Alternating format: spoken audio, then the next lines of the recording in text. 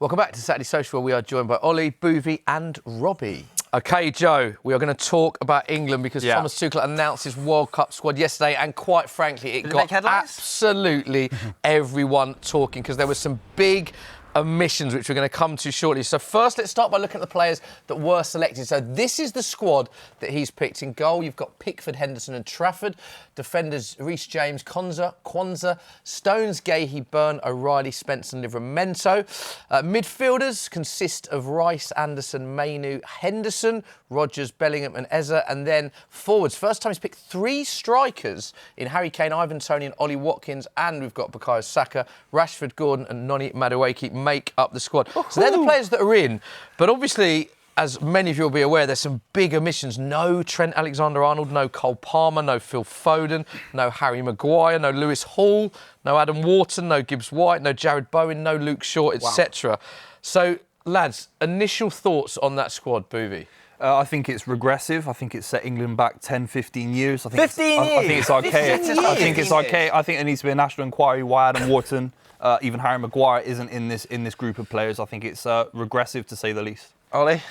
Yeah, I mean, some of the choices I'm baffled by, like no Palmer, I just can't wrap my head around that. Wharton, I'm obviously biased with that. I do think some choices, like Jed Spence, like Madueke, even like Livramento, if you've been watching England under Tuchel, you will understand why those players have been picked. Madueke in particular, I know there's been a clamour for Bowen and that he's had a really good Prem season, but Madueke has been one of England's best players under Tuchel, like consistently. So there are lots I don't agree with 100%. I'm sure we can get into that, but a lot of it shouldn't be a surprise, really. It was interesting what he said, actually. I listened to the whole of Tuchel's press conference. So a lot of what his decisions were based on for the titles were based on the evidence and the data that he had and the camp. So he's obviously picked certain players and he looks at versatility as well. Yeah. But there are some big headlines of players that aren't there. I don't think anyone can say that there aren't because there's some huge names left at home. Which one player, Robbie, was the biggest surprise omission for you? Maguire for me, yeah, because I just think he's never let, whatever you think of Maguire, when he had a good season for United to start really off good with, right? But he's never let England down. No. He's kind of like, I've been to a lot of England tournaments and he's always like the main rock at the back. And I'm just so surprised that he's not taken Maguire, especially when I see like Jordan Henderson's come. Yeah. Right? I know it's a different position, but like he's come for his experience and stuff like that. But Maguire brings that as well, and I'm absolutely shocked that he's not bought Maguire. I can't get my head around that one at all. When Thomas Tuchel was talking yesterday, he was talking about the set pieces being a key factor behind this squad selection. He mentioned Ivan Toney there, and he mentioned Dan Burn. I think Maguire is one of the biggest set-piece specialists I can see in the Premier League. He's brilliant. In his own box, he heads everything away. From an attacking sense, you think of Rice and Saka taking set pieces as they do for Arsenal. Maguire could be our Gabriel. But he often goes up, doesn't he, as a striker at the end of a game? Yeah, it's baffling. It's baffling. I'm not surprised by the Cole Palmer one. I know a lot of people. I'm not because why? For me, I've watched him a lot this season. He just don't look right. There's something. He looks injured or something like. I don't think he deserved to go. He's as good and listen. I think he is a top player. But I just don't think he's been right. Maybe he needs a rest. He just needs to get himself right. Yeah. But why is Trent Alexander-Arnold not there? That's the other one for me. He should be there. What do you think about no Trent? I wasn't surprised by that at all, really. Like I think we spoke about it last time. I was on about the England squad, and even in that he was on the precipice. But he's not had a look in really under Tuchel. Why? I don't know. For whatever reason, it's just never seemed to work for him for England, and he's not been given the opportunities that other players have been, who also haven't worked. Look at someone like Foden, who hasn't really stepped up for England either, but has been given repeated opportunities. I don't know why Trent has never had that chance, but I was almost surprised that people were so surprised Trent didn't go because he was never really that close. Yeah, I think the thing with Trent is that there are 3 fullbacks that could play there ahead of him for me: Reece James, Livramento, and Ben White if he wasn't fit. Obviously, he's not going to go to the tournament. No, but I'm saying, so he's probably 4th choice when everyone's fit. Harry Maguire is miles clear of Dan Burn, miles clear of Kwanzaa in terms of experience. I think Kwanzaa's got a brilliant ceiling and a future. But if you're playing a back 5 in a knockout game, which I think he will, we're not really talking about it, he's not going to play a back 4 in the knockouts. If he meets Brazil, he will play a back 5. That's what won him the Champions League against Manchester City. Maguire and Stones and Gahey in a back 5. That's unbelievable. Kwanzaa. You're missing that experience. I think another player that was really unlucky to miss out, I know you're going to say Lewis Hall, who I think has probably been Newcastle's player of the season, one of the most outstanding young talents in the league. we don't necessarily have natural left backs that are left-footed in this squad behind Nico O'Reilly. You know, Spence can play there as well, Tino can play there, but we don't have that naturally left-footed young centre-back other than Nico O'Reilly. I think there's a lot of pressure if he gets injured, Nico. And also, the thing with O'Reilly is that he has obviously been playing left back for City, but he's not playing as a traditional left back. He inverts, don't he? Yeah, exactly. Yeah. When you look at the England 11 and people kind of have the positions you debate, it was, well, who's going to start left back, Lewis Hall or O'Reilly? Like there was no one else was even in the conversation, and then all of a sudden he's not going. I think he's what really about Luke Shaw unlucky. though? Luke Shaw is in the conversation for me. I would start Luke Shaw in certain games for England in this tournament. Luke Shaw's been brilliant. He's probably just had his best Man United season, by the way. Like he's played 40-odd games. Luke Shaw has to go as well. His experience. What do you make of the 10 situation? We touched on it briefly, but I think a lot of people didn't expect, because he's spoken about the number 10 position a lot, hasn't he? Saying that he's not going to take every number 10. So I think we all knew that one of a Palmer, Foden, wouldn't go. But I think the surprise was that both of them haven't gone. It was quite funny when the squad came out, because obviously it kind of got leaked that Palmer and Foden weren't going, and I thought, fair enough. Gibbs White's had a brilliant season for Forest. Like he deserves to go, and then he's not going either. Yeah. I don't think we needed to bring 3 strikers. I don't have an issue with Watkins or Toney per se. I think they're both really good, especially Watkins. Really happy he got a call up, but I don't think you needed all 3 of them at the expense of Palmer. What about Foden? You're the City fan. Would you have took him? No, I would have taken Gibbs White ahead of him, or even Cole Palmer if he was fit. And that's just based on, I love Phil Foden. It hasn't quite worked yet. And I think Palmer and Foden not going isn't too much of a grievance for any City fan, to be completely honest. I think Madueke is the issue. I think 3 strikers does work, because if you're chasing a game, I think he will chase these games. He'll lob it into the box, and you'll need Toney in there to hold things up, win penalties, etc. And so Ollie Watkins, Madueke for me doesn't change enough games. He's going to run it out of play. I don't think he's anywhere near versatile enough. I would have taken Gibbs White as a Maverick player over him every day. Yeah, but then, Madueke's a natural winger, right? And you said it, Ollie, right?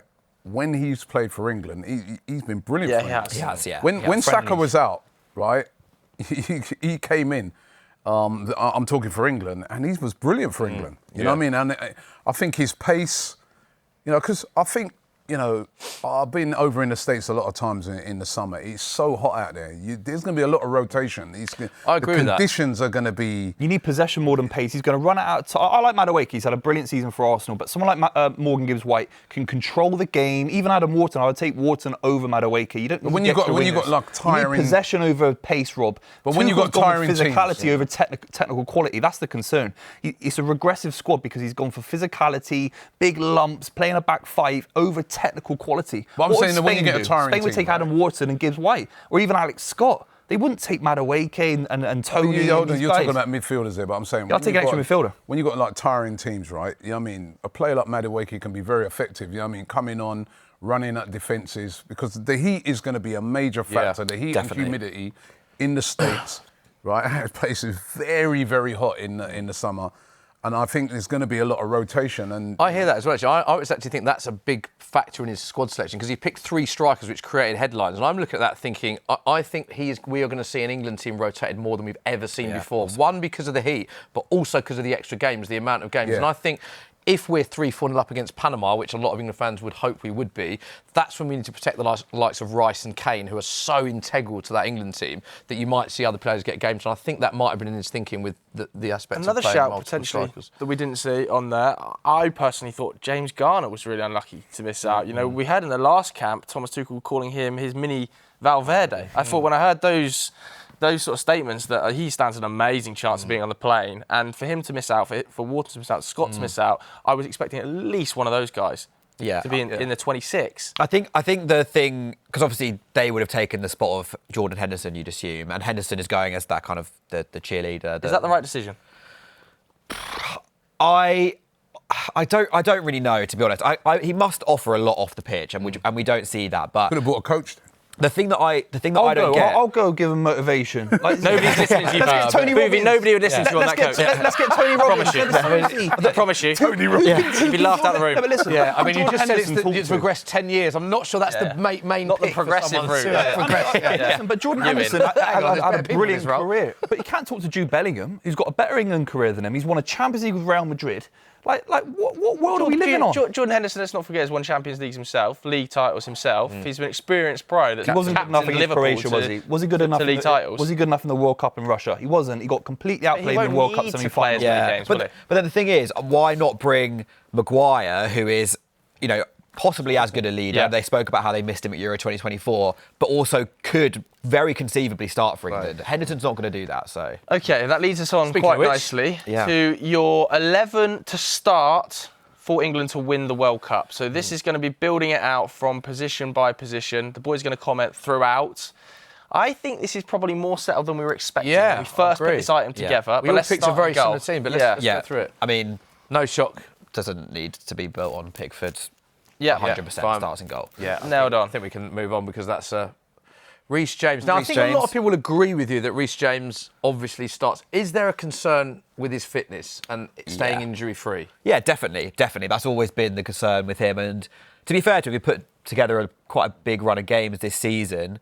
But, yeah, there's no guarantee he stays fit. That's why I think bringing Spence and Livramento isn't the worst idea in the world, because they're two players who can cover that position really well. Yeah. But Reece James is one of England's best players, so he's got to start. Okay.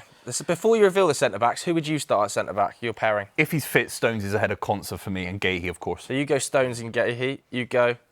Konsa and what's for centre-backs? Yeah. I'd go Konsa and Gay. Okay, who do you agree with? Oh? I've gone Konsa and Gahey. Gahey's obviously a lock. He's definitely starts. I originally, before the squad was announced on Friday, I wanted to put forward Levi Colwill to start centre-back, who I think is definitely England's second best centre-back. I know he's not played this season. He's unlucky not to. I know he's not played this season, but I think he's absolutely brilliant. If he had been fit, I think Chelsea have a much better season. I think he definitely starts for England. Why are you raising your eyebrows, Booth? I don't think he's England's second best centre-back, but he definitely would have helped Chelsea this season. I think they could have got into the Champions League places with him if he was fit. Do you? That much of a difference? I actually really like the Stones inclusion. I know that created headlines because he's so good when fully fit. And people are talking about the fact he hasn't played minutes, but we don't know whether that's due to selection or due to injury. Yes, there's the argument of whether he's match fit, but Thomas Tuchel was very strong on that, saying yes, he's fit. And we all know what John Stones can do in an England shirt. So I think, again, going back to that experience, that's a great option for England to have at the back. Yeah. And Gahey, for me, is in the Rice Kane category of, has to stay fully fit. He's so important. Konsa's been very good as well, though. Yeah. Very, very good. Okay, left back, is that nailed on for you? Well, now that Lewis Hall's not in the squad. Would you have started Lewis Hall, though? I don't know. I think Nico O'Reilly's run-in and second half of the season in particular has been so important for City, means that he kind of has to start. But there is a bit of a concern for me of, I think in international football you want players who just play a position kind of traditionally. But equally, if Nico O'Reilly can play the role he does for City, then I don't see why I can't play. Think about goals as well. Back. Yeah, goals he could get. Yeah, I agree. Who's the backup then if he Spence and Livramento, basically. It's like Trippier all over again. I would have bought Hall. Yeah, or Shaw, Yeah. Luke Shaw. And it's not a Tottenham hate thing. I just think Hall has been brilliant this season. I remember when they played us, man, he was good. Yeah, he's He's brilliant. had a good season, though, so, Last couple of weeks he's been playing as a right back as well, Yeah. so very versatile. Into the midfield too. Yeah, again, Declan Rice, of course, and Elliot Anderson too. I mean, I would have loved to have put forward Adam Wharton again, who's not even on the plane. But Anderson has been outstanding for England, but also for Forest. Like the last few weeks, what he's doing for Forest is just like he is absolutely brilliant. And that pivot, whilst for a while the position next to Rice was a bit of a worry for England. I agree. That is so strong. I think actually that gets the because Declan Rice, to be fair, sometimes had to play deeper than perhaps he'd have liked to have played, but he's done that for the good of the team, always done well. But I think Elliot Anderson is almost the perfect player to let Declan Rice be the best version of Declan Rice. Do you agree with that? No, I really like Elliot Anderson. He's had an outstanding season. Yeah, those two now. I think it's easy to forget as well. The Euros, we've seen Trent starting in there. We can find a partner for Rice. Yeah. Now we feel like we've got Kobe played in there. Calvin Phillips back in the day with Elliot Anderson. That's true. And number 10. So I think the debate will be between Jude and Morgan Rogers, won't it? Yeah, I've gone for Jude. I think it speaks volumes that Tuchel has really valued continuity and kind of squad harmony and whatever over the last year. But Bellingham is he's just the one player who is just kind of undroppable from that squad. I know he's been in and out of it, but he just... I'd be starting Tuchel tried it. Rogers I think right now. Right now, at this moment in time, the informed player is Morgan Rogers. He's had an exceptional season. And he's been brilliant for England. Season ain't You'd quite start him in the first game over Jude? I would start him right now over Jude Bellingham. I love Jude Bellingham. I love him, but Morgan Rogers, the quality that he displays he deserves to start right now. There are levels to this game. There are levels to this Yeah. game. What Bellingham's done at Real Madrid, the biggest club in the world, the goal against Slovakia, Rodgers hasn't quite got that yet. Yeah, but you could argue Rodgers could play off the left as well. It's not really been in form. I really am hesitant to be so critical of Jude Bellingham. Even I'm not being critical. No, I'm not saying you are, but people are saying there are even narratives that he wouldn't even make the plane from Tuchel himself. That was crazy. And that was a soap opera, weird little drama that Tuchel was trying to create with England fans. Jude Bellingham, we should be absolutely appreciative every single day of what he's done for England. His career at Real Madrid is he's a brilliant world-class footballer through and through. But on form, though, does he start above Morgan Rodgers? Morgan Rodgers has been brilliant. In the Europa League. Like, there are levels to this game. Rodgers had a brilliant he's not just against Freiburg. All season. Bellingham's CV is a different level. It is. Real Madrid, Slovakia. The Premier League is like and harder. He was England's best player, Rob, against Spain in the final. People forget that. He was brilliant against Spain, and he was completely left. The Southgate sort of formation did not work at all against Spain, got completely schooled, but he was the one player that provided a brilliant performance. I'll be starting Morgan Rodgers. Okay. Named in the FIFA Pro World 11 for the last 3 years, Jude Bellingham, incidentally. Obviously, we're going, I think, right wing is... Yeah, it's Saka. Tap in. Saka always... Speaking of players that always... do it for England. There should never be any debate about Saka's inclusion in the England squad. Is it a good thing, do you think, that maybe he has had a little bit of a time out with injury? Obviously not for his career, but a little bit of rest for England coming into this World Cup. He's sort of coming to the fore at the end of the season. Yeah, he's missed so many games, so yeah, that's true. And then obviously number 9 is an absolute tap-in. England's main man, most important player. Again, no debate needed. Potentially Ballon d'Or contention as well. Yeah, definitely. I think one thing also that's good is that Rice and Saka have got over the line with Arsenal this season. I think that winning experience could be really valuable. Like again, we talk about momentum. They'll be buzzing going to the US. And then a bit of a debate on the left. I suppose a lot of people have the Gordon versus Rashford. Where do you sit on that? I've picked Rashford. I think Gordon will probably start. I think Tuchel really likes Gordon. He's maybe a little bit more functional. He's been a real mainstay in the England team, and I get that rationale. But for me, Rashford just has star quality. And again, he's stepped up for England so many times. Stepped up for Barcelona as well. Yeah, Rashford or Gordon, lads? Rashford all day long for me. I'd do Rodgers if it is a semi-final, because I think he'll need to pack the midfield. The one thing I like about that is what you've done is with Rashford, Saka, Kane. If you think of when England were absolutely at their best, for me, Harry Kane is one of the best players, strikers at dropping deep as a 10, and he's so good when he has pace either side of him, which is why that Bayern front three works so well. Saka and Rashford with pace either side of Kane gets the best out of all three, but Gordon is a fantastic option as well. So he's another runner too. I get the Rodgers off the left argument, and I understand it, but he doesn't have that same burst in behind that Rashford does. So that would be stick him up there. I like that team, you know. Yeah. Yeah, and I think what is quite interesting about it is that it almost picks itself. Maybe barring one position, that left wing slot, who starts, the rest of the team feels quite obvious. So let us know what you think of that at home and if you would make any changes. All right.